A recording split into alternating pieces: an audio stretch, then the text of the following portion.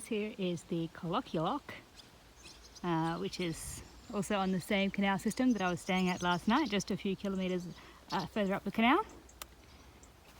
So I've just made it here this morning. This is where I cross over the canal and start walking along the other side for a little while.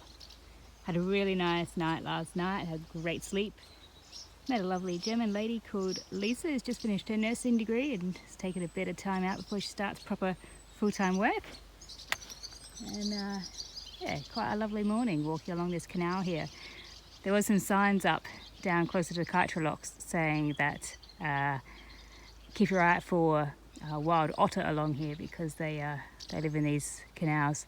And I thought I might have seen a couple, but yeah, they're very, very shy, and I certainly wasn't going to be able to capture anything on camera, unfortunately.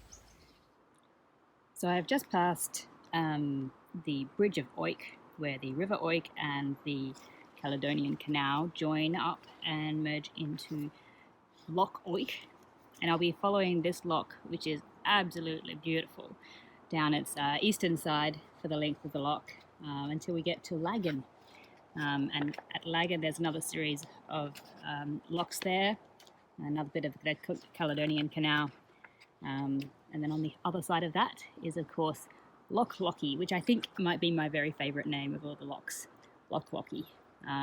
So at Lagan I'll cross back over to the western side again, and I'll be camping tonight on the western shore of Loch Lochy.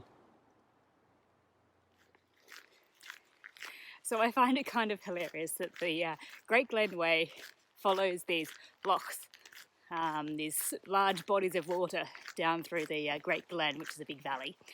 But breaking up these lochs are a whole lot of locks, L-O-C-K-S, as opposed to the L-O-C-H-S.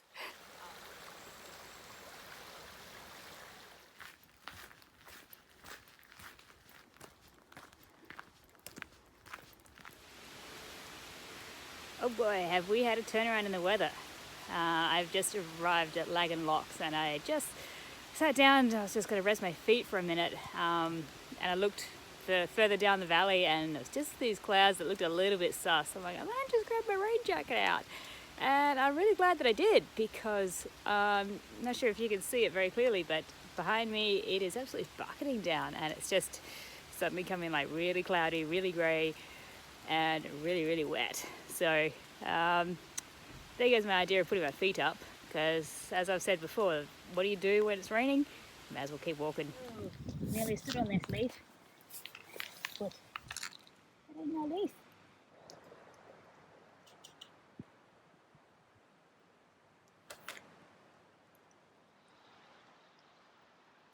So here we have Loch Lochy. I've been walking down the western side of this today, and I thought I might show you where I'm camping tonight. Right there.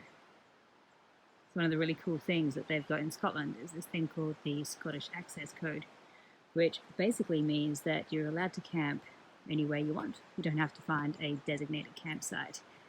It does have, you know, a number of caveats and stuff like don't camp in people's driveways or block access or in farmland, and well, at least not without approval.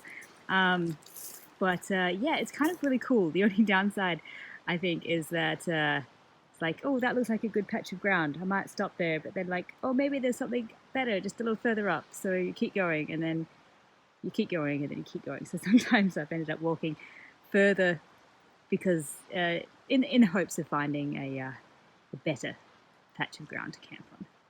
But I think tonight I have pretty much hit the jackpot.